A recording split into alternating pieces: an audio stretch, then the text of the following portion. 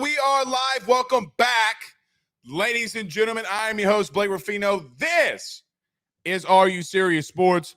We hope that you guys are making it a good one. We know that we are as well. Huge show in store for you tonight. Pooh Bear, weather's getting colder. Gumbo's getting fired up. The Roo's getting made. Had me some taco soup here tonight. I love when the weather starts getting cooler, football's in the air, Yankees in the playoffs, clapping cheeks. It's my favorite time of year, man. Favorite time of year. Favorite time to have shows here with you tonight, as we'll have a big one in store for you. Ruffino's Rants. Listen, I'm not going to make a big deal out of Kim Mulkey's thing today. We're going to talk about it just a little bit. Bottom line is, Danny Cannell, come on forward. Can we stop comparing 2019 LSU and Tennessee right quick? Guys, listen to me. I see this all over social media. Everybody trying to already compare Tennessee to LSU. Why? That I don't understand. We'll touch on that as well. LSU experience matters. Guys, listen to this. Carter Bryant brought this up a couple of weeks ago. Ole Miss has two road games back-to-back. One, obviously, this week versus LSU and A&M. Historically, teams do not do well in those. Usually, they lose one of them. It's about a 49% chance they lose the first one, 51% chance they lose the second one in the ones that they would lose. So, with that being said, a lot of things trending for LSU right here, but on the field, why experience matters. We'll get that here tonight because I think it's going to be a raucous crowd. You know, Pooh, I just mentioned this. It's not as hot outside. Weather's going to be really good. Look, and people are starting to buy into Brian Kelly, not just as players. I think the fan base is as well. We'll touch on that earlier in the show in the first 35 minutes. Wilson Alexander from The Advocate joins us at 7:35. Wilson did a pretty good, actually more than pretty good, a damn good, strong film breakdown. He posted on The Advocate. We'll talk to him tonight at 7:35, and then we'll go to John Hendrix. We're double guesting here tonight. We're going to be doing as many guests as we can throughout now that we're halfway through the football season, we'll be trying to double up as much as we can through the remainder of the year. So John Hendrix will be joining us at 7:50. Guys, the Saints are ass right now. They're not playing good. I shouldn't say they're ass. They're just not playing good. They're not a good football team. They're not a good coach football team. We'll touch on that with John at 7:50. I'll get his thoughts. Does he think I'm crazy? Does he think I'm not? We will see. And as we do every Tuesdays and Thursdays, hashtag Ask Blake. If you have some thoughts, concerns, anything that you have, questions, get them to me. We'll get to as many of them as we can. I might give a little recruiting update. I just got a text. I'll give a recruiting update at the very, very end of all of this. So let's get to a couple comments, though, before we get started. Mick says, hey, Blake and Peeps. What's going on, Mick? Jared Roach on YouTube says, where are the chili fans at? Jared, I'm a big chili guy. Believe it or not, I think, what was it, 5 or 6 years ago, we won the chili cook-off in Louisiana. Don't ask me what we put in it because we were drunk as hell. Pooh, have you ever done a cook-off before? It's actually pretty fun. You know what you do? You go out there and you drink a whole bunch of shit and you just put a whole bunch of stuff in a pot. That's how you win. Stephen Fry, good friends over at Fry Construction. You can give them a call today, 337-457-5100. That's 337-457-5100. Let them know that your good friend Blake Ruffino sent you on by. He said the old lady got a gumbo bubbling as we speak. I love it. Got to get the roux going. My mom made us some taco soup. She said, wow, stay warm. Yeah. She made us taco soup, me and Megan. It's fantastic. Jamie says, the like button got its claps cheeked. Yeah, Carter messed that up last night. Cheeks clapped, not claps cheeked. Yes, indeed. Huey on YouTube says, Old Piss goes down, go Tigers. Really good chance, man. It's a really good chance. LSU has a very good chance to win this game on Saturday against Ole Miss and Baby Kiff. Ole Miss getting a little cocky. I see on social media. Brad Logan, who's been our Ole Miss guy, is going to be joining us. Fantastic human being, by the way. He's going to be joining us tomorrow as well. We'll talk some more Ole Miss Rebels with him. Ole Miss fans getting a little cocky, huh? Okay. Be careful. Be careful. Speaking of Ole Miss fans, Brandy Blake says, hello. She says, and Heidi Tidy. Y'all get on to her. Brandy, it's Ole Miss hate week. I love you. I love you. But man, it's hate week. But you know I love you. Tommy Howard said, what happened with Mulkey? Yeah, if you missed it. She was asked again about Brittany Griner. She said, I already talked about that on the podcast. Well, look, I don't know if this is just on Kim. I don't hate what Kim's saying, right? Like, I don't hate what Kim's doing. I just don't like what Kim's doing with this whole Brittany Griner situation. Like, man, just get it over with. Say what you said on the podcast. Get it over with. Be done with it. Why do you have to just, if you nip it in the bud right now, they'll stop asking you. They'll stop asking you. Like I don't understand it. Like I'm not trying to rip on Kim. Like I'm really not. I love Kim to death. I think she's a great coach. I think she's a great human being. She does a lot for the community that people just don't see.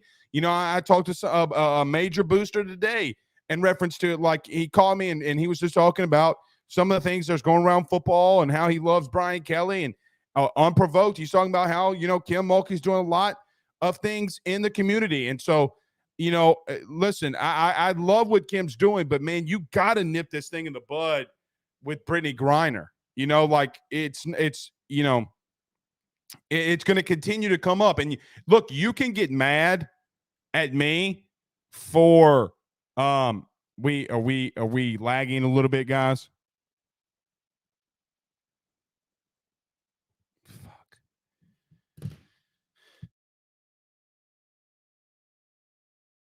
It's been doing that, man. It does that in the beginning of the show. I don't know. I don't really know why it's doing that. Chance Babin says the liberal media will not stop and will twist our words. Chance, with all due respect, this has nothing to do with liberal media or media in general. They're asking a question that she should have known that she would be asked. I mean, I'm not trying to be mean to Kim. I'm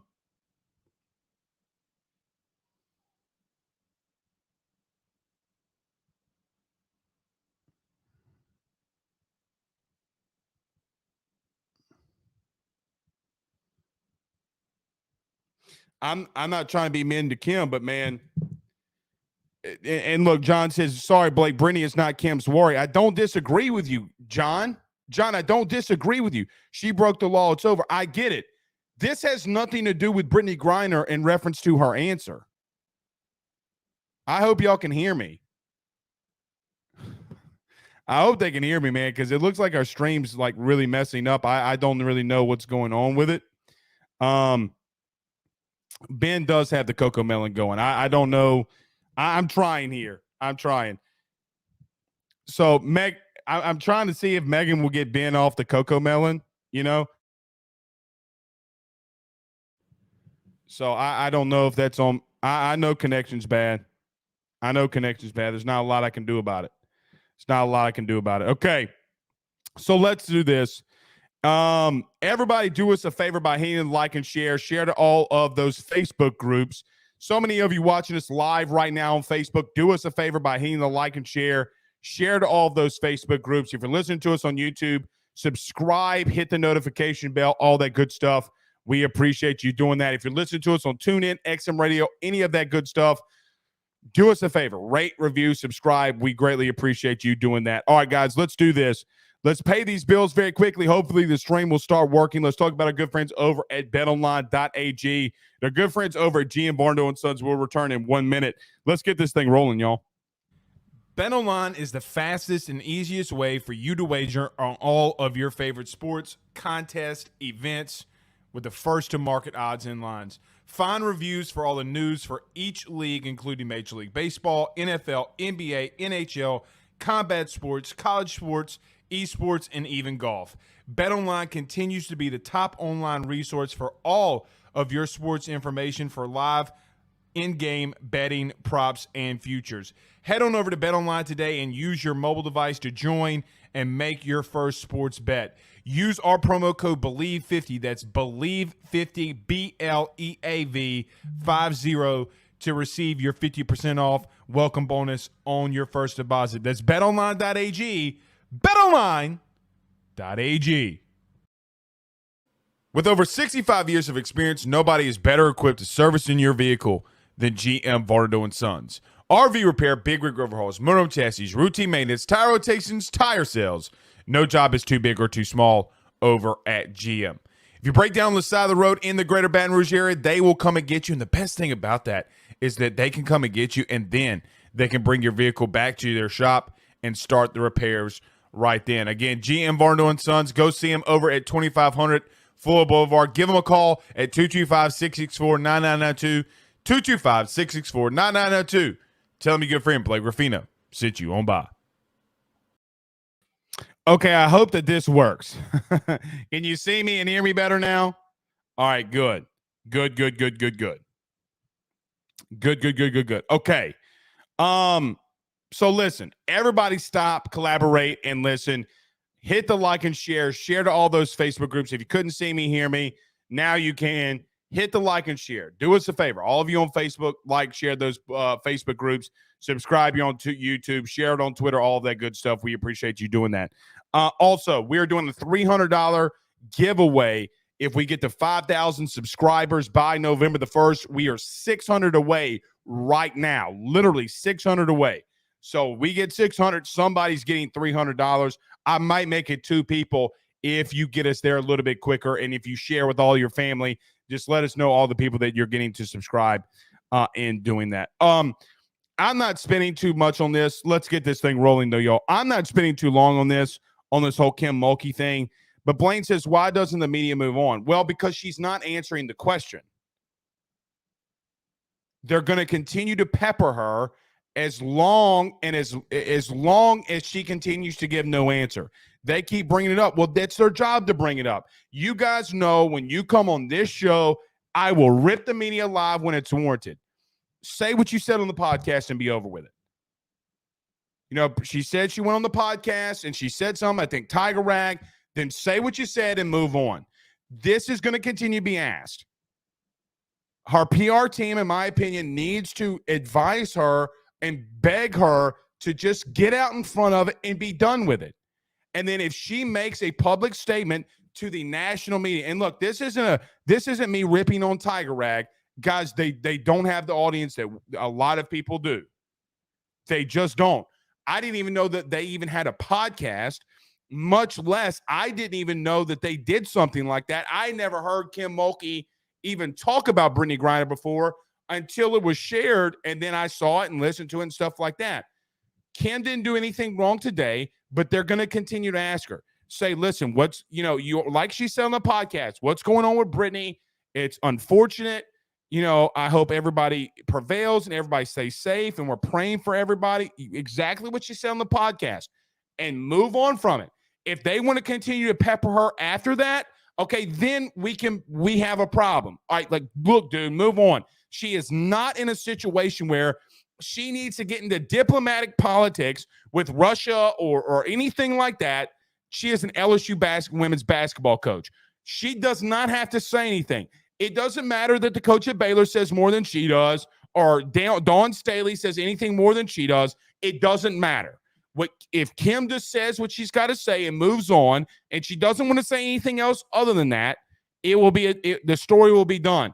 The problem is when you start picking fights technically with the media, and that's what I don't want to say picking fights, but when the reporter asked a couple of weeks ago and then it's asked again today, they're going to take that as you picking a fight. Then you do have a media fight on your hand. I just don't want this backfiring in LSU's face or Kim's face for that matter. You can hate me, love me, or whatever you want in reference to me talking about this, but I'm telling you, if it's not orchestrated in the right way, it's going to hit that national stage. It's going to hit the Good Morning Americas, the Oprahs, if she's even doing a show anymore. Hell, I don't even know. My point is this. Nip it in the bud. Nip it in the bud. Because the longer you continue to kick that can down the road, it starts making more problems. It's the snowball effect, right? The longer the snowball goes, the bigger the snowball goes down the hill. Say what you got to say on the national stage and be done with it. Be done with it. And listen to me. I want to make this very well known. And listen, I hope you're not around kids. And if you are, pause it or turn the volume down. I don't give two flying fucks about anybody's politics. What's going on with Brittany Griner? I have no answers. I don't know what to do. I don't give a fuck about your politics. I care about LSU and what goes on for LSU, right? Like you do too. You're in this show. You're listening to this show because you love LSU. I do as well. Say what you got to say and move on, because if you don't, it's going to ultimately backfire. And not just Kim Mulkey's face, guys. She wears that brand, right? Like when you wear that brand, it's not just Kim Mulkey.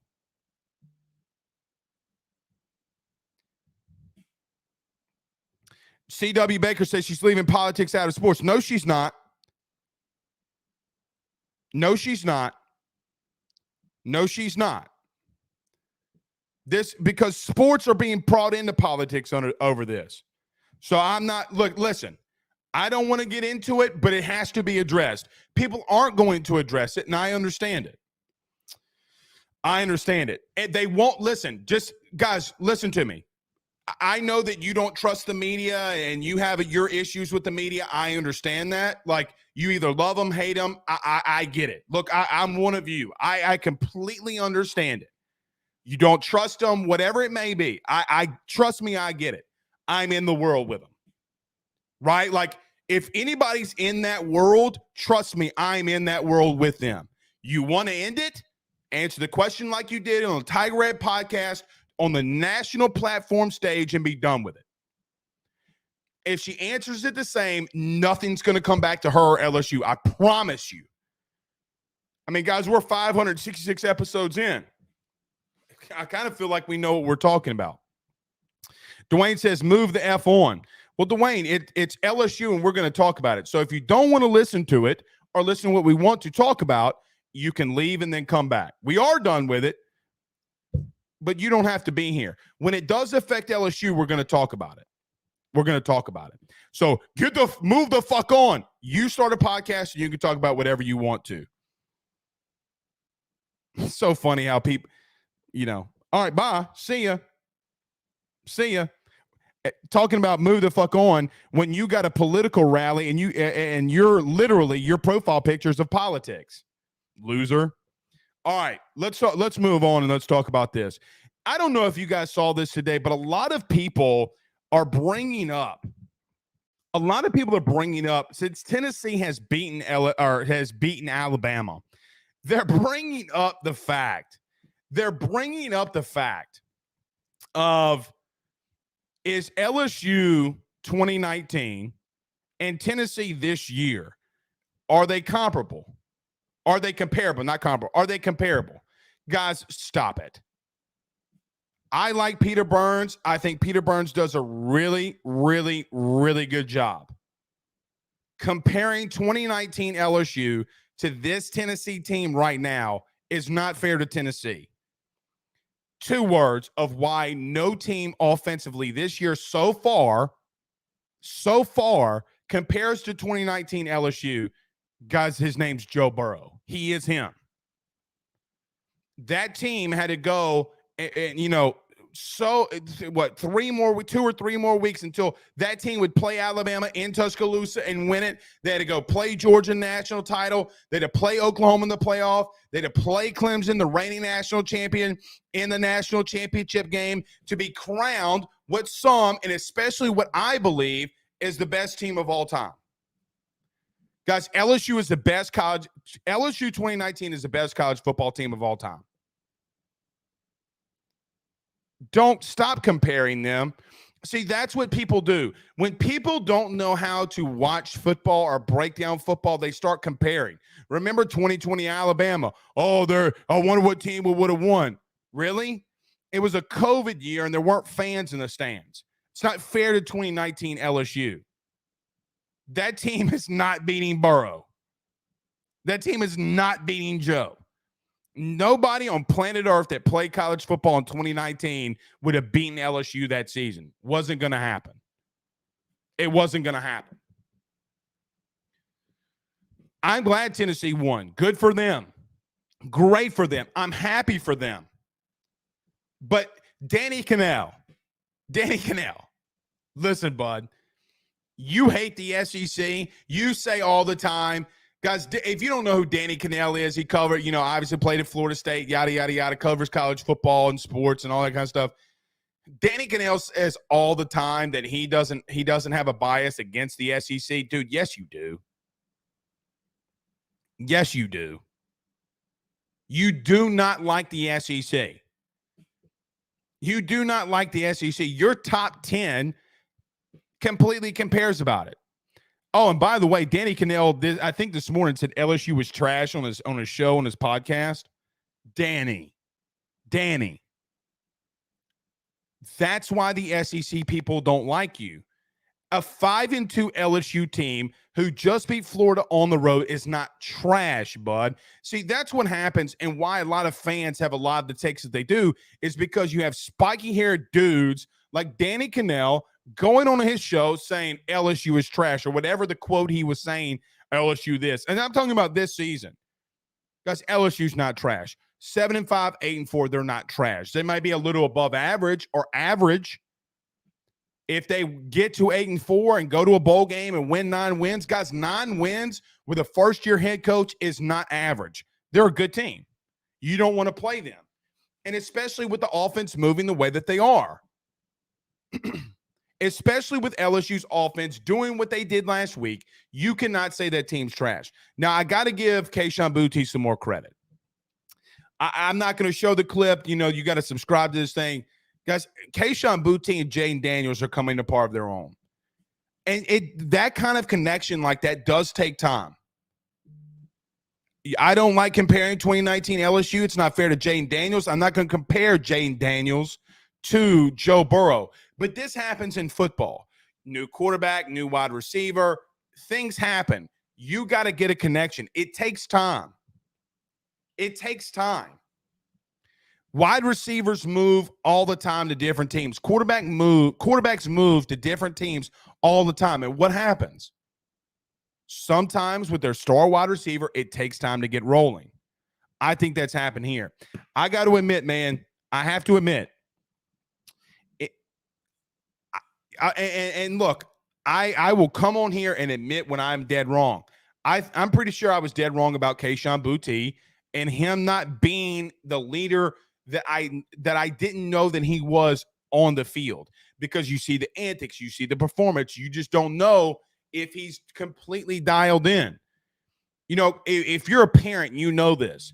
Watching Kayshon in the video at the end of the game, when the first thing he sees is his girlfriend sending him a picture of his son and him getting energetic and him saying, hey, this is what I'm doing it for. Him at Kayshon Boutte at halftime going into the locker room and saying, guys, listen, yes, it's fantastic. We scored 28 points on offense. We were not stopped in the first half offensively. We have to keep the pedal to the metal, and they did that. First play for LSU, out of the half, Josh Williams goes for 51. That is why, listen to me, I brought this up last week. And I challenged people. I challenged this team. I challenged the coaches. I challenged players individually. And there's nothing wrong with challenging people when it's in the competitive sport of things. I challenged people, and my God, did Kayshon Boutte prevail. Going in there and telling guys, hey, man, listen, we can do this. We got to keep the pedal to the metal. Guys, that kind of attitude, that kind of will, that kind of determination is how you beat the number 7 team in the country this week coming up Saturday against Ole Miss. Want to know why LSU's favored? Want to know why Vegas loves them? Because they look for things like that. They look for the small, intricate details. They look for Jayden Daniels coming on the sideline and Brian Kelly asking Jayden Daniels, all right, Jayden, listen, you need to go here. Why didn't you? Well, Coach, listen, the reason I went here is I'm trying to bait this guy, this safety, to go to the deep route for later in the game. That's why I threw it to Jeray Jenkins on the first down. We may have had a touchdown. I didn't feel comfortable throwing that fade route. I got the first down because I knew we would go and score. Brian Kelly, like, okay, well, shit, that's a really damn good answer. Guys, you're seeing this kind of stuff in the LSU Gold, the docu-series, when Brian Kelly's coming to the sideline, Jayden, why'd you do this? Well, Coach, the safety did this. D lineman did this. Saw the linebacker flow into this coverage. This is why I hit the slant. And Brian Kelly legitimately doesn't have an answer. Guys, his team's coming along. Now, will they win Saturday? Is that a telltale sign that they will beat the number 7 team in the country next week? Or this Saturday, I should say? I don't know that. Still going to be a really tough game. But I'm telling you, there's more than just X's and O's behind all this. There's more than just what meets the eye. The vibe that I get and talking to people around the program is simple. This team's coming together. Here, I say all that to say this too. This is what happens when a head coach like Brian Kelly comes in and builds a foundation. Right? Like when you have a guy like Saban, when you have a guy, who is the winningest coach in college football when it comes to wins. When you have a guy like Saban, when you have a guy that, and look, I'm going to throw him out there. When you have a guy like Lincoln, look, USC wasn't as good without Lincoln. Let's just be honest. When you go into a program and you build a foundation, and you build that foundation through principles and discipline, at some point, you're going to start reaping the benefits of that. You saw that last week against Florida, and I think it's going to continue. Guys, I think you're going to beat Ole Miss Saturday. I think we're going to beat Ole Miss Saturday. And LSU being 6-2 over wins versus Mississippi State and Ole Miss, you're going to start feeling a lot better about what Brian Kelly's building. And listen, even if LSU loses in a close game, but they played hard, they did the things that they were supposed to do, but Ole Miss may just be a little bit better in some areas, I can live with that. This year, I can live with that. I don't want LSU to lose. Don't get that twisted.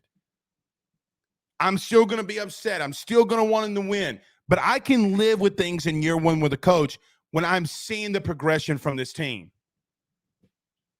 If you've ever been a part of a team, if you've ever been a part of a program, you know, especially if you've been a part of a high-level program, if you've been a part of a high-level winning program, I've been a part of a couple. The thing that you see, it's not always X's and O's. Guys, you can call a simple inside zone run, and it just be absolutely horrible. But you have a guy like Josh Williams who breaks a tackle from all SEC caliber type of defensive tackle and goes for 51. You have plays like Jayden Daniels throwing it to Brian Thomas in the end zone. You have plays that he's throwing with anticipation.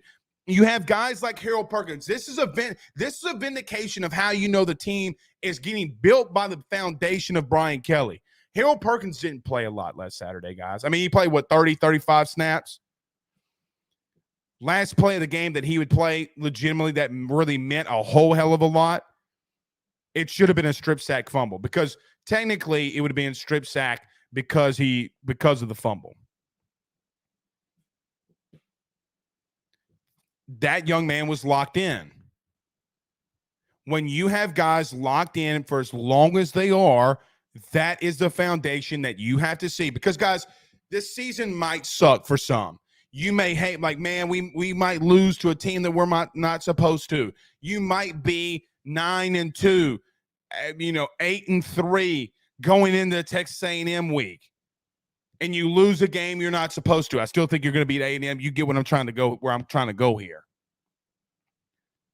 You may lose the game you're not supposed to, but you see the foundational pieces being put together and being built. There's one big piece though that's got to get changed. You got to have you. I see the buy-in on defense. I see the buy-in on offense. We got to see the buy-in on special teams. You know, I'm going to a guy like Jeray Jenkins. I'm going to like a senior, right? Like, if you're kicking the ball off to start the game off to Ole Miss, I'd look at Jeray and say, listen, we have a play right now where we put this in. We're not going to kick it out of the back of the end zone. Jeray, we need you to go down there and light this guy up. Because then that gets, if you see a guy like Jeray Jenkins, a fifth-year senior, a guy that's been here a long time, he does nothing but everything right. A guy like Josh Williams going down on special teams and being a head buster. Knock a dude out, being a head buster. That gets your team going. That gets guys that maybe that doesn't want to play special teams. Like, man, you know what? Jeray Jenkins is going on in here doing that. And I would get guys like Racey McMath. If I'm Jeray Jenkins, I'm FaceTiming Racey McMath right now. Hey, you know why Racey McMath's in the NFL? Because of special teams. Nothing had to do with it with him being a wide receiver at LSU. Get the buy-in. All right. Let's get to a couple of these comments. Did I say something Paul's-worthy, Pooh Bear? What did I say that was Paul's-worthy? Head bustle. Yeah, that's a song though. It's not my words. I'm quoting someone. Yeah, we can pause them too. Okay. That's funny. Smart and witty. I love it. Let's get to a couple comments. Wilson Alexander joined us.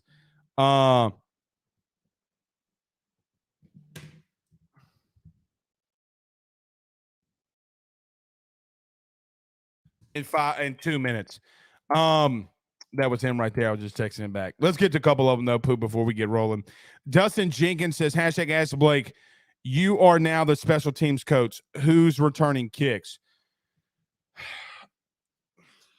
Dustin, that's really tough because I'm not at practice every day. You know what I mean? Like, I don't know. I wouldn't put Jack back there. I guess you keep Clayton, you know, like.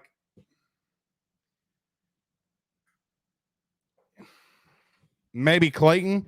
You know, I hate to say this. You know who I would experiment with? And again, just experiment, like not. You know who's always around the football and always making plays and always kind of comes up with interceptions or fumbles? I wonder what Jay Ward looks like back there. Just a thought. Glenn Gilho says, hashtag Ask Pooh Bear or Blake. Here's the scenario. LSU wins out and wins the SEC. Jesus. Does the committee leave LSU an SEC champion out of the college football playoff? No. I don't think that they would keep the SEC champion out. Look, we got to beat Ole Miss first before we even think about winning out. Travis Dyson says, Pooh, we're going to win this conference. Look, man, it's crazy what one game does, isn't it? Remember y'all were saying pull Jane Daniels last week? Pull Jane Daniels, Blake. Now y'all talking about winning the SEC. It's a hell of a feat. I mean, geez, I'm Mary and Joseph. In the name of the Father and the Son and the Holy Spirit, amen. Oh, Jesus. Y'all crazy. All right, 2 more and then we'll get rolling. Stephen says Chris Hilton Jr. when he's healthy. Yeah, I think he's gonna be out for the season. I mean, guys, he was a regular on this show. We'll see. I don't expect him back though. I think he's gonna be done. Pooh Bear says, or Zach says, keep Clayton. Yeah, I mean, look, you just got to do better on special teams, man. You got to do better on special teams. All right, let's do this. Let's get to Wilson Alexander from The Advocate. Had some really good stuff this week following the Florida game. Want to get into it with him on that, but let's talk about our good friends over at the Drake Williams Law Firm, drakewilliamslawfirm.com. Guys, we return with Wilson Alexander from The Advocate. Let's talk some more LSU Ole Miss when we return in 1 minute. Stay tuned and hit that share button. By the Drake Williams Law Firm, drakewilliamslawfirm.com. Whether you've been injured in an accident, you're preparing for a future with your estate planning, you're getting ready to close in on a real estate deal, or you're about to welcome a new addition through adoption into your family, or you're facing criminal charges, you need very experienced attorneys, and that is what the Drake Williams Law Firm will be able to do for you in navigating the legal system. The door to their cozy office in historic downtown Ponchatoula has been open since 1981. They have helped thousands and thousands of Louisiana families and individuals win cases, close on real estate deals, and regain that peace of mind. Their lawyers over at the Drake Williams Law Firm, Ernie Drake III, Ryan J. Williams, and Summer Vignair, are very determined, compassionate, and dedicated to their craft. It's the Drake Williams Law Firm, drakewilliamslawfirm.com. Give them a call today at 985-386-7600. Tell them your good friend Blake Ruffino at AYS sent you on by. All right, we are joined here by Wilson, you make me look bad with the hair, dude. I got to wear a hat. I got a vest on, but you look great, man. What's going on, buddy? Blake, you're selling yourself short, but I'm doing well. Thanks for having me on. I got to cover it. I'm getting the Italian bald spot, so I got to cover the hair, man. I got to cover the hair. That's what it is. Wilson, man, listen, what a difference 2 weeks makes, man. Losing to Tennessee the way you did, firing back offensively like you did against Florida.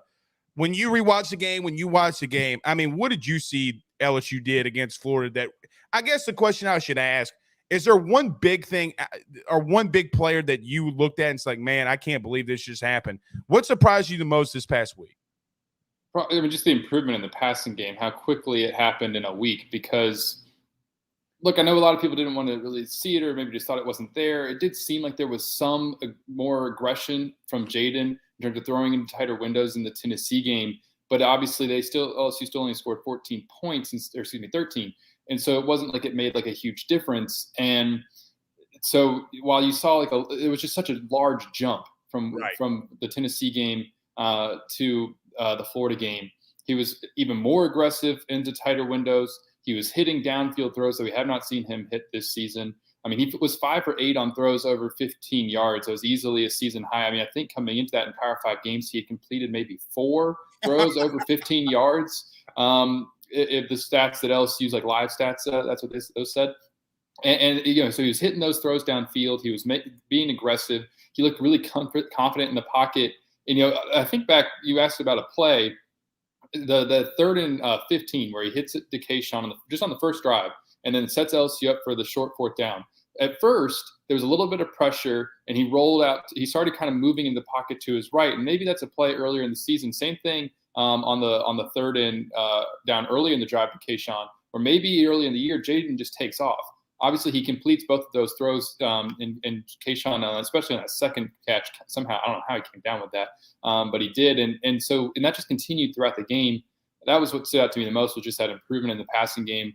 Downfield, the timing with the receivers was so much better. Jaden was hitting guys right as they were coming out of their breaks instead of waiting 2-3 steps out of their break to really see that they were open, because obviously in football, you got to hit it now. Before they even got their head around, because once you see them open, a split second later, they won't be. And so that's what was causing some incompletions, and the timing was just so much better. Wilson, I said this last night, even in the post game, the Kayshawn ones to me were humongous. I think the Kyron Lacey the little quick hitches, like throwing with anticipation. I was just kind of like, oh, so he's in his bag, right? Like he's just letting it rip. And, it's crazy because the question is did Brian Kelly see something we didn't? Obviously, we're not at practice, so maybe obviously he did. But do you think that's maybe why he stick with Jaden? Like, he never really entertained this Nussmeier or putting in Nussmeier over Daniels. Do you think that's why? Like, do you think that he just always saw this as like, hey, man, eventually they're going to bust one out and we're ready for it? I think to a degree, yes. Think back to right after the Tennessee game, Brian Kelly was asked about a question basically from our vantage point, we're not seeing this. And he said, well, we see it differently. And then, you kind of fast forward a week, and I asked him right after the Florida game, like, had you seen something that sort of indicated this was coming? And he said, absolutely, kind of in his dry Brian Kelly kind of way. Right. Clearly he was joking, like, oh, we knew this was coming. He didn't, I don't think, expected the jump that they quite had. But, he, of course, like you mentioned, they're in practice every day and seeing this stuff. And it was clear that there was a trust that Brian Kelly had in Jaden. He wanted him to do more, wanted him to be more aggressive. He was saying that publicly. And so it wasn't like he just was absolutely confident that this was always there and that it was coming. But he did seem, right after the Tennessee game, he was asked, in the week after that Tennessee game leading into Florida. He said there, he took a step in the right direction, but he was sort of cautious about it, saying that, he needed to continue to improve. But Jaden made a huge jump, but it was clear that Brian Kelly always believed that he was going to be the quarterback, and unless it really just got bad and there was no improvement whatsoever, didn't seem to be any attainment of Nussmeier. I think one thing too, Wilson, that helps any quarterback on planet Earth is a consistent running game. Like, look, 3 or 4 yards. It might not be a long run, but it's 2nd and 6 is better than 2nd and 12. Josh Williams, man, like, watching the LSU Gold stuff, and not to get too much into that, but when he gets the game ball, the entire team erupts. And I think that kind of stuff can be contagious. Josh Williams is not a guy that we talk about a lot, but, man, he has become just a very big piece of this offense that I don't think a lot of us expected so far. What have you seen from him that you like? He does a lot of the little things well. I mean, think about pass protection. He is their best pass protector. And even though he's only 5'7", Brian Kelly kind of jokes about it this week that he's got like jump to kind of get up to some of those guys. But, he does those kind of things well. And he gets north and south really quickly. There's not a lot of wasted motion and wasted steps in the backfield. He's getting up to the line of scrimmage really fast. And like you said, just sort of churning for like 4 yards or so. And then breaking off like that 50-yarder, sort of showing some, he's not as explosive necessarily as Armani Goodwin. He's not as overall athletic as John Emery, but he does all these little things really well to make him probably their most complete back in terms of all the little things that he does. Wilson, if I'm the recruiting staff, I go down the recruiting board like on 247. I look for every 5'7" back in the country. Clyde Edwards-Helaire, Josh Williams, right? I mean, it's something there. It must be something about 5'7" running backs in Louisiana, man. There is that trend. Yeah, it's kind of worked out for them here. I mean, it's interesting with Josh. I mean, being a former walk-on, he had an injury kind of his senior of high school that might have contributed to some of that, but he got a scholarship like a year into his career. And so it's not quite maybe fair to always think of him as a walk-on, but that is how he got here. And he's done a great job with the opportunity that he's been given, and been clearly, their lead back. First time all season they've had a 100-yard rusher who wasn't Jaden Daniels. That's insane. Like, if you would have asked me, Wilson, before the season, who's going to be the first running back to have over 100 yards, I wouldn't have sent him. Like, I would have said, obviously, Emery or somebody else, not Josh Williams, but I guess that's why we play the game. Speaking of rushing, and look, Ole Miss had 3 guys with over 100 yards. Wilson, this game has been really crazy when it comes to betting. And I know some people don't always get into it, but the line has shifted so much in LSU's favor. I guess when you see something like that, and listen, for me, I don't know about you. When Vegas sees something and does something like that and the line starts moving, especially when 71% of the fans are voting Ole Miss, they know something that we don't. What are you seeing? What do you see maybe that Vegas sees too? Is there something that I'm missing here? I'm not going to pretend to be a betting expert. That is not my area of expertise. I'm extremely financially cautious and don't really bet at all. Understood. It's interesting that maybe as you were saying that, though, I think back to the Tennessee game, the line was 3. And right. Clearly that game did not go that way. And so they don't always necessarily know something that we don't, but maybe sometimes they do. And I try to look at it more just from a matchup perspective. There are some ways that maybe LSU can match up well and keep this game close. And but in terms of the betting line itself and how it's moving, I'm not going to give you the best answer on that. Wilson, if they do find a way to win this game, how much does the emphasis change about maybe who Brian Kelly is? Look, my thing is that he's taken a lot of criticism off season, this season. Do you think a win this Saturday completely changes things for him?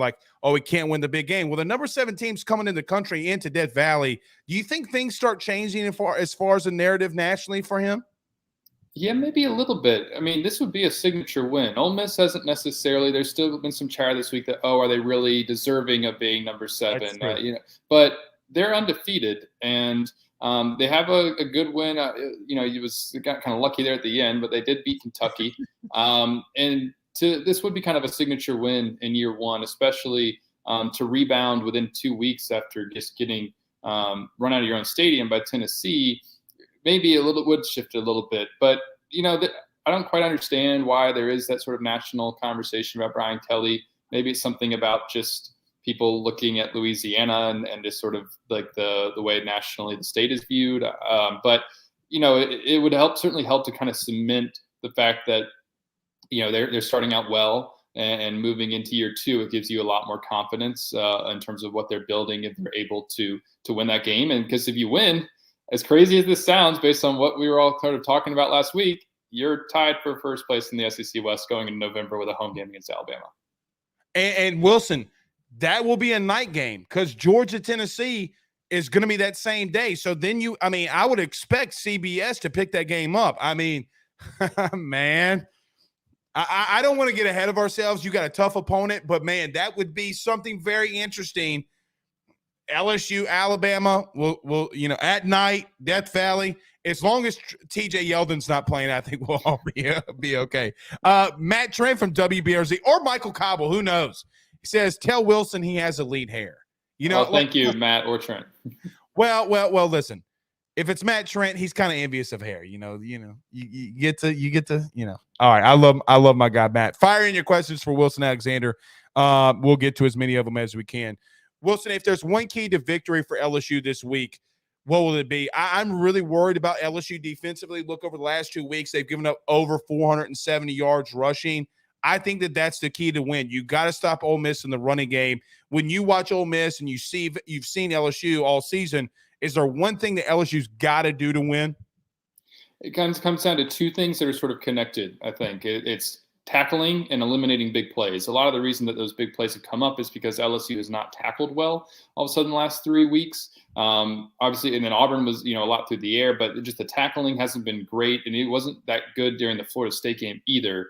And so they've got to get a lot better at tackling in order to eliminate those big chunk plays. Ole Miss is really explosive, especially on the ground, like you mentioned, ranks up pretty high in the national, I can't remember the exact number, but in terms of 10 and 20-yard plays, they're some of the best in the country at ripping those off. And LSU, the last 3 weeks, I think, has given up 21 plays over 20 yards.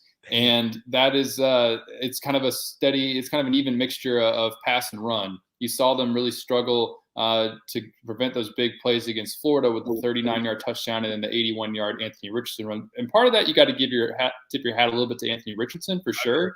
But there was multiple times where LSU was trying to rip the ball instead of just bringing him down. And so it kind of comes down to that because Ole Miss, the way that Lane Kiffin offense is this year, they're going to spread things out in the perimeter, and then that leaves the middle of the defense open. And if you bring your safeties down to try to stack the box, then they've got a decent enough quarterback with Jackson Dart and Jonathan Mingo on the outside to try to take advantage of one-on-one matchups. So it's going to be interesting to see what Matt House does schematically to try to address that. Because Tennessee, although it's not the exact same, they did that sort of similar concept in terms of stretching out a defense sideline to sideline with those receivers lined up like all the way near, like way on the end of the boundary, based on the numbers. And so it sort of does the same kind of thing. And so LSU's going to, and that obviously hurt LSU. It's hurt a lot of teams, but LSU wasn't able to stop that. And so they're going to have to find a way to cover every inch of, turf essentially, because Ole Miss can beat you in a lot of different ways. Wilson, two more for you, and I completely holistically agree. It's kind of Tennessee, but in a running form, right? Like, look, they're just going to try to spread you out, and you better not stack the box or you're going to be in deep trouble. Jeff asked on Facebook, #AskWilson, Kayshawn has an incredible successful history against Ole Miss. Does that continue this week? Look, I got to be honest, Wilson, I was dead wrong. I thought maybe he had checked out a little bit, seeing some of the stuff and hearing some of the stuff that he's been doing, talking to the team at halftime. Man, I got to admit, I'm dead wrong. Are you maybe surprised that Kayshawn had the big game this late in the season and guys are listening to him like he's becoming a leader? Or had you been hearing some other things around Kayshawn so far this season?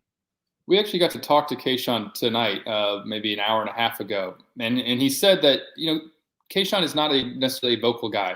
He's kind of quiet, goes about his business, more of an action leader, but he's been trying to step up vocally to do more on that front. And when it comes to, he said sort of how they're all kind of the same line Brian Kelly had this week, all learning a new offense. They've been working on that timing and that chemistry. But, he was kind of motivated by the fact that he was named an offensive captain in the Tennessee game. Obviously, he catches his first touchdown, and he decided, this past week that he needed to maybe step up more vocally, that he was actually really determined to be named offensive captain for the second week in a row. And he got that. And then, like you said, at halftime, he got the entire offense together and gave a speech. And, he wants to continue to kind of grow in that way. And he needs to, because he's number 7. It's not necessarily always a number associated with leadership. That's 18, but it's somebody who everybody wants to look to as your playmaker. And he wasn't really playing like that. He said that he admitted that he had to keep working on the drops, just seeing the ball all the way into his hands and everything like that. And so obviously, though, once he starts playing that way, it makes this offense so much more dynamic, opens things up for other guys. And then when you have Malik and Brian Thomas and Jure making those plays, it helps Kayshawn, and everything just starts clicking and working together. But yeah, when he starts stepping up in that manner, you get that from your best players. That's what you need from a team, and it was great to see that from LSU's perspective. Wilson, last one. How confident are you that LSU could pull it out this weekend? You feel pretty good, or are you kind of medium? Like, where are you right now mentally? Probably medium. I haven't gotten.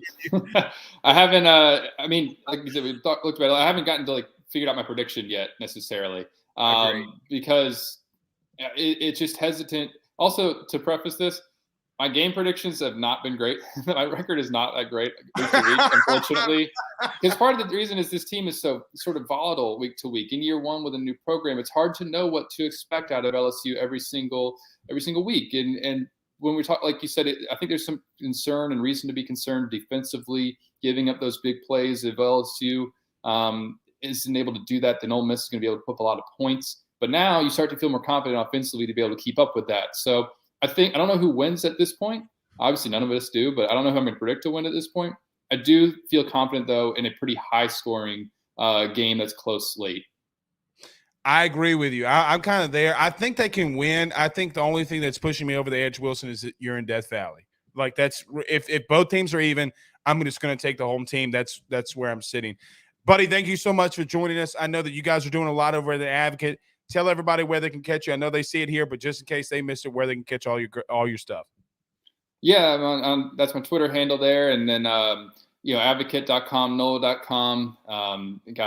Subscribe to our newsletter. It's in your inbox every morning. We've got folks over in Birmingham for SEC basketball media days. We've got all of our regular football coverage, and then we do a show trying to be like yours on Wednesday afternoons, where they can continue to listen to some LSU football talk.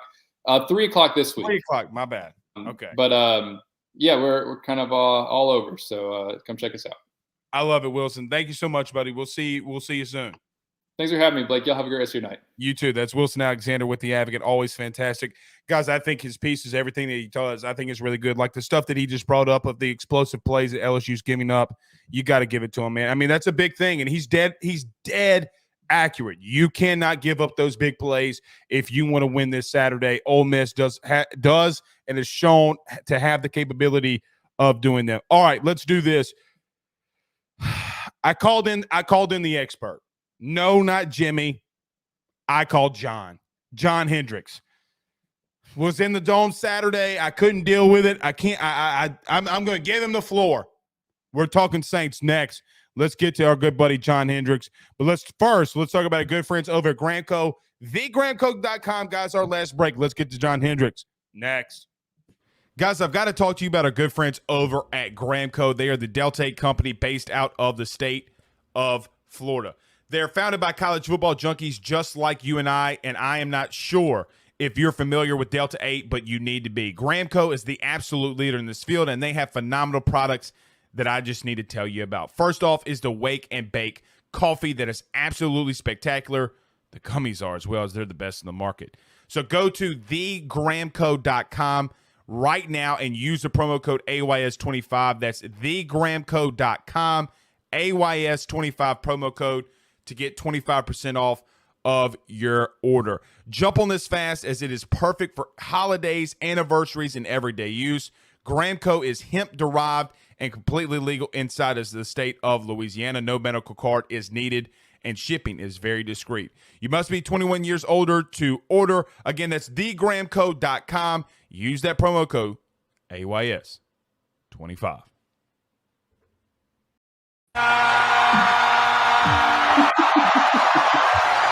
You know who's not back, John? Michael Thomas, Jarvis Landry, buddy, my heart can't take this anymore. What is going on here? Yeah, it's well, I know it's frustrating. I tell you this. Let's start with Jarvis. I saw him last week. The ankle is not right. It's kind of wrapped up a little bit. He's not necessarily walking the best right now.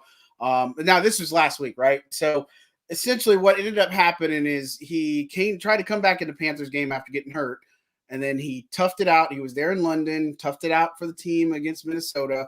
But then again, he just hasn't been able to get back on the field ever since then. So missed last week, going to miss Thursday. I think there's optimism that he can be back for the Raiders game. But look, this is a thing where Jarvis just really tried to be there for his team. And unfortunately, sometimes with those ankles, it can get a little bit worse than before it gets better. And so it's one of those things where we'll just have to see and wait. And hopefully it gets better. Now with Thomas, look, there was a point where the Saints thought they were going to put him on IR, but, based off of the information they had, the rehab and such, that they, look, he was a guy that was hopefully going to progress to be available, and they didn't want to have him on IR for that simple case. And so that's kind of the case. At one point in the early process, I heard he was in a walking boot. I didn't see that, but I heard that from a source that he was in a walking boot. But, this is a guy that, again, two bad injuries, misfortune. I know a lot of people are talking like, man, this seems like roster mismanagement and stuff.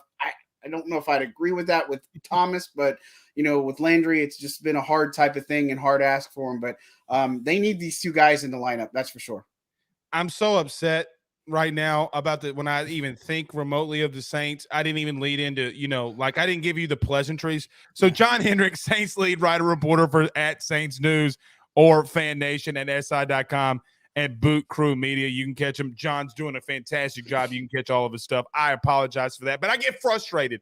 John, I got to admit, I've covered LSU for a while now, and I was screaming on the top of my lungs, don't give number 9 the football. Don't do it. Go for it. Do not do it. John, talk me off the ledge here. Because it does seem like this team is so close. Right. You're a field goal away. You're so close to beating the Vikings. You're so close to beating Cincinnati. I feel like they're so close. What are they missing? What am I missing? Why are they just finding ways to lose those close games? I mean, it's been a combination of things. I tell you, I don't think this defense has played as well as they should have. I think that's the first and foremost. I think in big situations, they've talked a lot about put it on us. I think that this mentality for the Saints defense has been, well, we're a defensive first type team, but in big moments, they've crapped the bed. I mean, there's no other way to put it, right? And look, I get the offensive struggles. I get you're having to rely on them, but the big plays, the bad tackling, just not being able to generate turnovers, that has been really concerning to see. The pass rush, I mean, you're starting to see a little bit of improvement there, but it's just been a little bit of everything that's kind of led to the downfall. I mean, it's been a perfect recipe for disaster, coupled to at first it was shoot yourself in the foot, then you're missing people, then this guy gets on IR, then you're missing Lattimore. I think if Marshawn Lattimore played in that game, Jamar Chase wouldn't have had as much success as he did. Obviously, I mean, that's a given. But this is football. This is how it is. This is a next man up mentality. They are close. And again, the silver lining for people that have already left, it's one game out of the NFC South. The NFC South is the NFC East, as bad as it used to be. So there's still time to get this right. But the thing is, you got Arizona.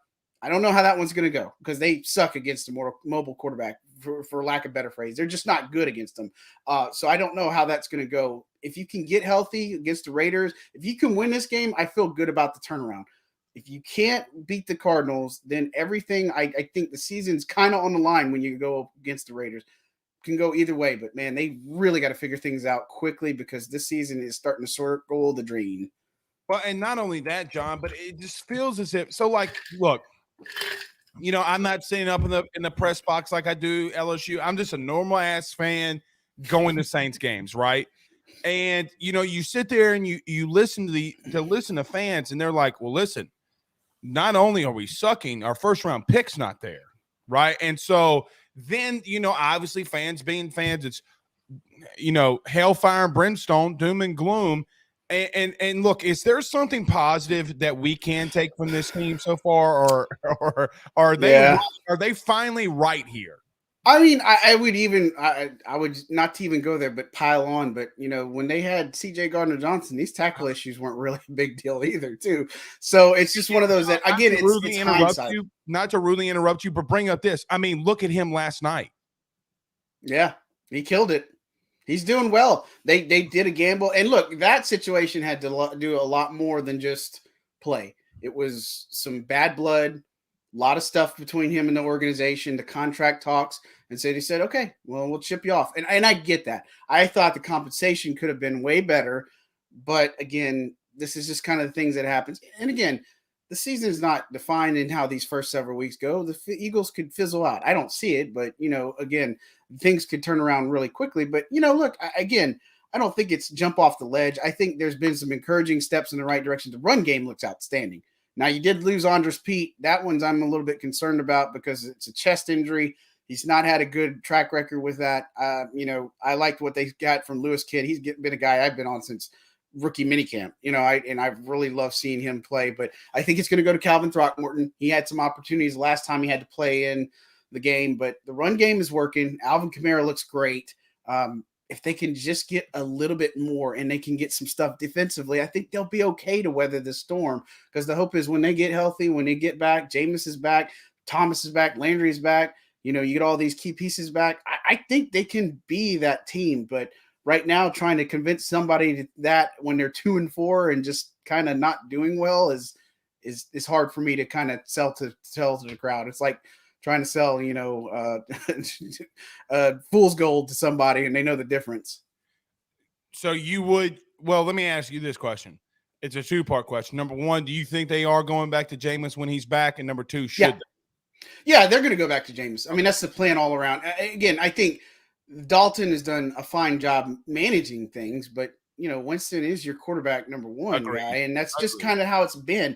And I get it. Some people have talked about go to Taysom. Look, Dalton was taking QB reps today, number one reps. Taysom's not going to be that guy this week. It's just not in the cards. But I think Winston was trying to do a little bit too much. I think this is a good, humbling experience for him. He's got to get 100%. That's why he was at least good. He was moving around practice great. He was smiling. He's happy. He's been supportive as a teammate. I think that's kind of where they're at is, okay, by the Raiders game, he should be 100%. He should be close to 100% as we can get for him. He's the guy that's going to lead him to victory or not. If it goes to hell in a handbasket, then you turn back to Dalton. But hopefully this is not a conversation we have to have in about 3-4 weeks. I know the entire quarterback room. I saw this tweet, so I'm stealing it. Saying, "Oh, my neck, my back, my booty, my crack." Because all the injuries. John, we do have some questions firing in here for you, so I'll just get to one. This isn't the real Glenn Gilbo, so it's Ryan. So just bear with it. Since hashtag Ask John, should the Saints entertain trade offers if they lose the next few games? What do you think about that? I don't think there's too many pieces that you're going to be able to move that big. Again, the way the belief of this roster coming into this year was that we can compete now. I don't think that was a wrong statement. I think this is a roster that can compete. They have to get better from some of their players. Tyrann Mathieu has been pretty disappointing so far. I don't know what's going on there necessarily. I've heard things, but he has just not been the player that I think that they expected to be going early on. I think there's a lot more going on there, but he's got to play up a level. I think getting Marcus Bain back was a huge step. Demario Davis looks great. Pete Warner looks outstanding in his second year. The pass rush, maybe you need to get a little bit more. I think fans could probably be a little bit upset because Peyton Turner is hurt again, and he's not out there, right? And so there are pieces, but where do you start? I don't think this is a stripped down rebuild type thing or any type of situation that they have coming, but I don't know if the value is there for some of these guys that fans want to create. I mean, who would you trade? You know what I mean? And I just can't off the top of my head say, here's a shiny carrot. Let's go ahead and trade. I think if anything, if they continue with the injuries, they'll be the ones that are shopping at the deadline. I agree with that. Last one for you, John, because I know you're really busy. It's mid-season. It's all good. I don't really even know how to ask. Can they even win Sunday? I mean, I know it's the NFL. I know you can, but I feel like Hopkins is, coming back. Is he going to want to go off? Like they're struggling. Is there an actual realistic chance Thursday night in a couple nights you can beat the Cardinals live and in prime time? I think so, because the Cardinals have been kind of Just as dookie butter bad. too, right? You know, Right, they're right. now they lost Hollywood Brown. That's a big one. James Conner, knee injury, he's day to day. You got Eno Benjamin. You know, they trade for Robbie Anderson. I don't know if there's enough you can install with him to get him to go Thursday. So it really is kind of DeAndre Hopkins. The problem is the mobile quarterback, Kyler Murray. Can they defend against it? I think that's going to be the difference. I think they can move the football. I think they can do that fine against the Cardinals defense. But on the other side, can you stop? Can you make enough plays? Can you do what you need to be able to escape with the win? I think you can, because you saw what the Seahawks were able to do. You saw what they did the week before. I just feel like that's the area where you can get. And look, I think there goes beyond. This team will get healthier. You know, Lonte Taylor, he was in the locker room. He was at practice today. He's a guy that I think it's very possible that he plays on Thursday. Saw Trevor Penning in the lineup, just in the locker room today. He's in a walking boot now. He seems like he's about to get ready to shed the walking boot. That's going to be a big boost for this offensive line too. I think they're going to try to bank on getting healthy at the right time. I think they can beat the Cardinals. And here's the thing. I think you look at their next several opponents, every single opponent is beatable. The Raiders are beatable. The Cardinals are beatable. The Rams are beatable. Steelers are beatable. I think you can even knock off the Ravens, because even it's mobile quarterback Lamar Jackson. I think they can win these games, but the team that we thought is good, that was coming into week one, has to be that team coming forward. And look, I know that the locker room's not lost. They believe in themselves. The message has been stay the course, hang with us. We're going to get this right type thing. But if they lose the next couple of games, then it's going to kind of be hard to convince anybody. And then things are really going to have to heat up around New Orleans for where they're at right now. All right, I lied. Last one. If things don't change, I hate to put you in this bad spot, but listen, it's in my comment section every night. Dennis Allen. I mean, does things heat up really quickly? You lose the next. I mean, like how close are they to pulling this? I like Dennis, and I don't know if it's completely on him. I think he could still have success. My question is I'm not calling for his firing or asking about it. But I'm just trying to be as realistic as I can and asking, do you think that there is some heat? Like, how much heat is he feeling right now, do you think? I think he's feeling a little heat, but at the same time, I know that benefit of the doubt that you are not trying to manage through some of these injuries. And, you know, I think just one of the things that's been uncharacteristic for this team is the penalties and the turnovers. Agreed. I mean, that hasn't happened. Right. And that's the types of things where I don't think, I mean, you can coach that. I mean, we asked Ryan Nielsen today, co-defensive coordinator, how do you fix bad tackling? You practice it and you tackle. You know, it's just one of those things where some of these guys just, it's a bad look. But, you know, look, I don't think that even if this thing goes way south, is DA's job in a bad spot? I don't think so. Maybe they make some other coordinator change, because I think they believe in what DA has to do. But at some point, they've got to get some results, because this team, again, with the belief that, you know, this is a team that could compete and has been on the cusp. If they can't put it together and they turn in a really bad season with everything going on, then they're going to make some big changes. And that could involve players too. But, you know, I think coaches below DA could probably be the first ones. And I don't think anybody's done a bad job. Like, I like Chris Richard as a co-defensive coordinator, Ryan Nielsen. You know, I think Pete Carmichael's starting to feel a little bit more comfortable too. They just got to make sure it translates to wins, and it hasn't so far. John, thank you so much, buddy. Tell everybody where they can catch all your stuff and everything you guys are doing. Yeah, well, you see the lovely Twitter image. Let's put it on there in the frame. You know, so I appreciate that. So follow me on Twitter. I live in the future, so I will spoil your football game if you are watching and paying attention to social media. So I'm sorry in advance to everybody. That it's just how it is. Streaming is way behind. I can't help that. Sorry, guys. No, lies. I was at the game and you were tweeting the play before it happened. I'm a living experience. That's lies. It's like a sixth sense. It's like a sixth sense sometimes. Like, I could see the play happen before it happened. I don't know. I can't explain that. But, you know, check out SI's coverage. Saints.media is the easiest way, or si.com/NFL/Saints. Check out all this video stuff I do at Boot Crew. Do a lot of videos, you know, if you like to look at that as opposed to the written word. Either way, check us out, check me out, and I appreciate all the support from Who Dat Nation, and we'll hope for a win Thursday that we can talk about something other than holy crap, how did this team beat themselves again? I agree, brother. Thank you so much. We'll see you again soon. All right, bud. Thanks. Appreciate you. All right, that's John Hendrix joining us. Always fantastic. Pooh Bear said, "Give him the binky, Ben." Pooh Bear said, "Give him the binky." No. Okay, well, tell it to his face if you about that life. Pooh Bear said, "Give him the binky." Give me that binky, Ben. Give him the binky. No. Give me the binky. Give him the binky. No. No. Okay. All right. Look, you want to tell him bye-bye with Daddy? You want to get him on out of here? Okay. All right, guys. My name is Blake Ruffino. This is Are You Serious Sports? Myself, Pooh Bear, Zach, and Benjamin. Get the binky out of Matt. You got to tell him bye. You got to tell him bye without the binky. Little finger, where are you? Little finger, where are you? Johnny, Yes, Papa. eating ice cream, No, Papa. telling lies. No, Papa. Open your mouth. Ha ha ha. That's how we're ending it. Night, guys.